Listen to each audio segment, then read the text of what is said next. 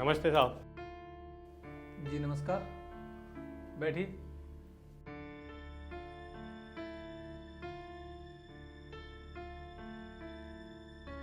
कहिए, कैसे आना हुआ? साहब ये मेरी लड़की है और डीएम बनना चाहती है और इसलिए मैं आपके कोचिंग सेंटर में लेके आया हूँ। वैसे आप करते क्या हैं? साहब मेरे पास कुछ ज़मीन है, उसी में मैं खेती बाड़ी करता हूँ। माफ़ कीजिए, आपकी लड़की यहाँ पर कोचिंग नहीं कर सकती। लेकिन क्यों सर? क्योंकि हम अपने कोचिंग सेंटर में सिर्फ अमीर बच्चों को ही कोचिंग देते हैं, और वैसे भी आपके पिताजी तो किसान हैं। साहब मेरी बेटी पढ़ने में बहुत होशियार है। देखिए, होशियार होने से कुछ नहीं होता है, कोचिंग सेंटर की फ़ीस भी भरनी होती है, और हमारे इंस्टीट्यूट की 1 साल की फ़ीस 3 लाख रुपए है। भर पाएंगे आप इतने पैसे? साहब मैं अपनी बेटी को पढ़ाने के लिए अपनी सारी ज़मीन बेच दूंगा। आप समझने की कोशिश क्यों नहीं करते? हम आपकी बेटी को यहाँ पर एडमिशन देकर अपने कोचिंग सेंटर की इमेज डाउन नहीं करना चाहते। सर आपको तो पैसे से मतलब है ना, हम आपकी पूरी फीस भरने के लिए तैयार हैं। साहब इसकी जिद है, यहीं पर कोचिंग करना चाहती है ये। देखिए, आपकी बेटी की ही जिद नहीं है यहाँ पर कोचिंग करने की। लाखों बच्चों का सपना रहता है कि उनको यहाँ पर एडमिशन मिल जाए, लेकिन इतना आसान नहीं है यहाँ पर एडमिशन पाना। और वैसे भी आप लोगों की हैसियत ही क्या है जो हम आपको यहाँ पर एडमिशन दें? चलो मान लेते हैं कि मैंने आपकी बेटी को एडमिशन दे दिया, और अगर ये सिलेक्ट नहीं होती हैं तो हमारे इंस्टीट्यूट की इमेज कितनी डाउन होगी, इसका आप लोगों को अंदाजा भी नहीं है। वैसे सर आप मुझे ये बताइए कि पिछले 5 साल से आपके यहाँ पर कितने लोग सिलेक्ट हुए हैं? मुझे लगता है कि आपको पता नहीं है कि हमारा इंस्टीट्यूट देश का सबसे बड़ा इंस्टीट्यूट है। वैसे सर फिर मुझे आप ये बताइए कि हर साल आपके यहाँ से कितने बच्चे कोचिंग करते हैं? मैडम, हर साल हमारे कोचिंग इंस्टीट्यूट में 2 से 3 लाख बच्चे कोचिंग पढ़ने के लिए आते हैं। इसका मतलब तो सर आपके सेंटर का सक्सेस रेशियो 0.05 से भी कम है। तो आप कहना क्या चाहती हो? सर अब मैं यही कहना चाहती हूँ कि मुझे आपके सेंटर से कोचिंग करनी ही नहीं है। पापा चलो यहाँ से। क्या बात है बेटा? पापा इनकी बातों से साफ जाहिर हो रहा है कि इन्होंने अपने कोचिंग सेंटर को पैसों के लिए खोल रखा है। ये क्या बकवास कर रही हो तुम? निकलो आप लोग यहाँ से। चलिए पापा। ये किसानों के बच्चे भी इतने इंटेलिजेंट होते हैं क्या? किस तरह के सवाल कर रही थी वो लड़की मुझसे, और ऐसे सवाल तो आज तक किसी ने मुझसे नहीं किए हैं। अगर इन सब चीज़ों के बारे में और बच्चों को पता चल गया तो वो तो कभी हमारे कोचिंग इंस्टीट्यूट को ज्वाइन नहीं करेंगे। अच्छा हुआ वो यहाँ से चले गए।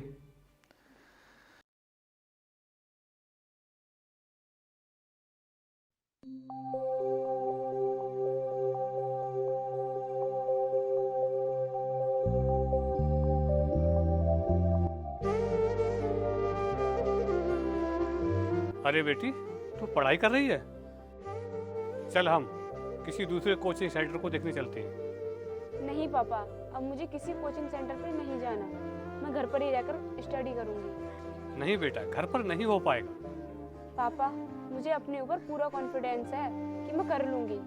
ठीक है बेटा, जैसे तेरी मर्जी। मैं तो जा रहा हूँ खेत पे काम करने। ठीक है पापा। ठीक।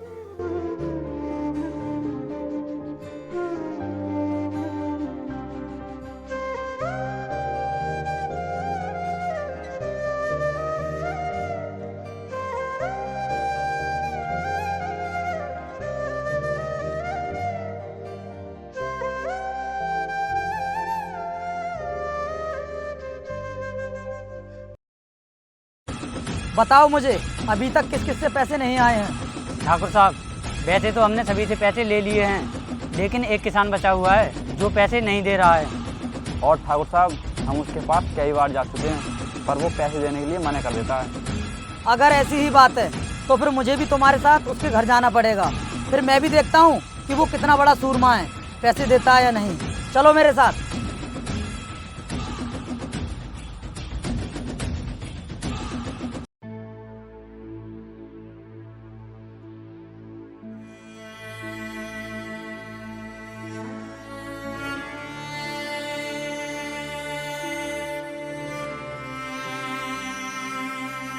ठाकुर साहब यही है वो किसान जो पैसे नहीं दे रहा है। क्यों भाई, क्यों नहीं दे रहा हमारे पैसे?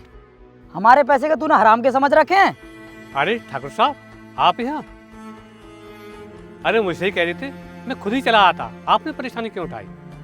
हम तेरे पास कितनी बार आए हैं पैसे लेने के लिए, लेकिन तूने मना कर दिया है, इसलिए ठाकुर साहब खुद चल कर आए हैं। ठाकुर साहब, मेरे पास इस समय पैसे तो है नहीं, मैं कुछ समय के बाद पैसे भिजवा दूंगा।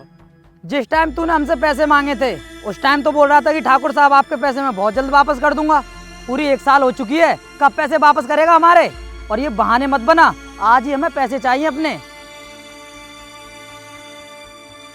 पापा ये लो, मैं तुम्हारे लिए खाना ले आई, आप पहले खाना खा लो, उसके बाद काम कर लेना। बुड्ढे, क्या ये तेरी बेटी है? आज तक तूने बताया नहीं कि तेरी बेटी भी है। पापा कौन है ये लोग जो उल्टा सीधा बोले जा रहे हैं? बेटा, ये ठाकुर साहब हैं, इनसे हमने कुछ समय पहले कुछ पैसे ले लिए थे, इसलिए वो पैसे लेने के लिए आए हैं। आपको अपने पैसों से मतलब है ना, तो पैसे मिल जाएंगे, यहाँ पर आकर उल्टी सीधी बातें मत करो। बहुत जुबान चल रही है तेरी इस बेटी की, समझा दे इसको। हमें लगता है हमारे बारे में सही से जानती नहीं है। नहीं तो आप हमारा क्या कर लोगे? चल्ला, इस लड़की की ना बहुत ज़्यादा जुबान चल रही है, मुझे तो ऐसा लगता है इसकी जुबान ना काटनी पड़ेगी। एक काम करो तुम लोग, इसको उठा लो, अपने साथ ले चलते हैं, फिर पता चलेगा इसे कि ठाकुर साहब से पंगा लेने का क्या अंजाम होता है। और हाँ, तू ज़्यादा टेंशन मत लेना, एक रात गुजर जाने के बाद हम तेरी बेटी को छोड़ देंगे, उसके बाद हम तुझसे पैसे भी नहीं लेंगे, क्योंकि तेरा और हमारा हिसाब बराबर हो जाएगा। तेरी हिम्मत कैसे हो गई मेरे पापा के सामने ऐसी बातें करने की? हे लड़की, तेरी हिम्मत कैसे होगी ठाकुर साहब के ऊपर हाथ उठाने की? तुझे पता है इसका अंजाम कितना बुरा होगा? अरे ठाकुर साहब, मैं हाथ जोड़ता हूँ, मेरी लड़की को छोड़ दो। अब कुछ नहीं हो सकता, क्योंकि इसने मुझ पर हाथ उठाकर बहुत बड़ी गलती कर दी है। गुल्ला, उठा इसे और अपने साथ लेकर चल। छोड़ दो, बैठ जा मैं। छोड़ो मुझे। बैठ रिया, नहीं बैठ रिया। नहीं, छोड़ो। आई, नहीं, पापा। पापा। ठाकुर साहब मेरी बेटी को छोड़ दो, ठाकुर साहब मेरी बेटी को छोड़ दो। हे भगवान, अब क्या होगा? हमारी सारी ये तो मिट्टी में मिल गई।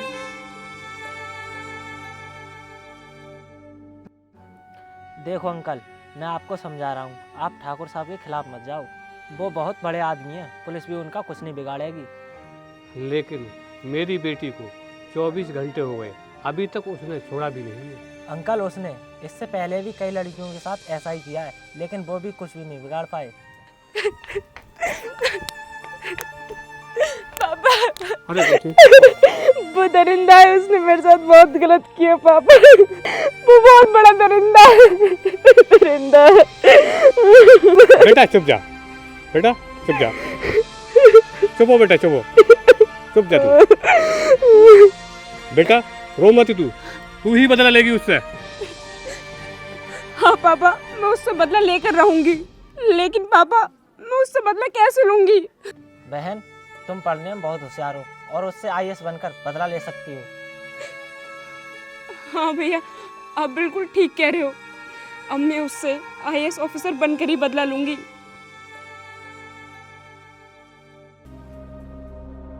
अरे कौन है आप लोग जो इस तरह मेरे ऑफिस में घुसे चले आ रहे हैं? आपने मुझसे परमिशन ली? मैडम को परमिशन लेने की कोई ज़रूरत नहीं है, मैडम इस जिले की IAS ऑफिसर हैं। क्या IAS ऑफिसर? अरे मैडम, आप तो वही हो ना जिन्होंने कुछ साल पहले हमारे इंस्टीट्यूट से कोचिंग ली थी?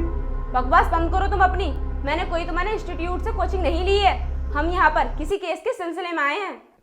केस के सिलसिले में? बताइए मैम। 15 दिन पहले तुम्हारे कोचिंग सेंटर में किसी एक लड़के का खून हुआ था, बताओ वो खून कैसे हुआ था? खून हुआ था? अरे मैडम, वो खून नहीं हुआ था, उसने तो खुदकुशी की थी, क्योंकि वो लगातार हर एग्जाम में फेल होता जा रहा था, बस इसी वजह से उसने खुदकुशी कर ली। वो तो हम सब जानते हैं कि उसने खुदकुशी की थी या फिर उसका मर्डर हुआ था। इससे पहले हम तुम्हारे कोचिंग सेंटर को सील करें, सच्चाई अपने मुंह से बता दो। बताता हूँ मैडम, अमीर घरों के लड़के हमारे इंस्टीट्यूट में कोचिंग लेते हैं, लेकिन उसकी आड़ में कुछ लड़के ड्रग्स और नशीली दवाइयों का धंधा करने लगे। तुम्हारे सेंटर में इतना कुछ हो रहा था और तुम्हें इसके बारे में बिल्कुल भी पता नहीं चला? मैडम, हमें सच में नहीं पता था कि वो लोग कोचिंग के बहाने हमारे इंस्टीट्यूट में धंधा करने के लिए आए हैं, और जब हमें पता चला तब तक बहुत देर हो चुकी थी। इतना कुछ इसलिए हो गया क्योंकि तुम्हारी नज़र उन लड़कों पर नहीं बल्कि उनके पैसों पर थी, और तुम्हारा ये कोचिंग सेंटर नहीं है बल्कि बिजनेस सेंटर है। नहीं मैम, ऐसी बात नहीं है। ज़रूर आपको कोई गलतफहमी हुई है। हमारे इंस्टीट्यूट में तो गरीब और अमीर हर तरह के बच्चे पढ़ने के लिए आते हैं और हमारा इंस्टीट्यूट तो इंडिया का नंबर 1 इंस्टीट्यूट है। तुम्हारे सेंटर के बारे में मुझसे ज़्यादा और कोई नहीं जानता है। मैम, अभी थोड़ी देर पहले तो आप बोल रही थी कि आपने हमारे यहाँ से कोचिंग नहीं लिए, तो फिर आप हमारे सेंटर के बारे में कैसे जानती हैं? याद करो, अब से कुछ साल पहले मैं तुम्हारे कोचिंग सेंटर में कोचिंग लेने के लिए आई थी। साहब ये मेरी लड़की है और डीएम बनना चाहती है। माफ़ कीजिए, आपकी लड़की यहाँ पर कोचिंग नहीं कर सकती। साहब मेरी बेटी पढ़ने में बहुत होशियार है। देखिए, होशियार होने से कुछ नहीं होता है। कोचिंग सेंटर की फीस भी भरनी होती है और हमारे इंस्टीट्यूट की 1 साल की फीस 3 लाख रुपए है। भर पाएंगे आप इतने पैसे? मैम, मैं अपनी गलती के लिए बहुत शर्मिंदा हूँ। मुझे आपके साथ ये सब नहीं करना चाहिए था। मैम, मैं ना सिर्फ पैसों के लिए अमीर घरों के बच्चों को अपने इंस्टीट्यूट में एडमिशन देता था, जिससे कि मुझे पैसा मिलता रहे। और मैम, मैं आपके आगे हाथ जोड़ता हूँ कि प्लीज़ आप मेरे कोचिंग सेंटर को सील होने से बचा लीजिए। तो आप मुझे ये बताइए कि जिस लड़के का खून हुआ था वो खून कैसे हुआ था? मैम, खून करने वाले लोग हमारे इंस्टीट्यूट के नहीं थे, बल्कि वो बाहर के थे। उन्होंने उस लड़के का खून किया और उसके बाद उसको पंखे से लटका दिया ताकि सभी को ये लगे कि उसने खुदकुशी की है। और हमने भी ये बात मीडिया से इसीलिए छिपाई ताकि हमारे इंस्टीट्यूट का नाम बदनाम ना हो। क्या आप जानते हो उन लोगों के बारे में?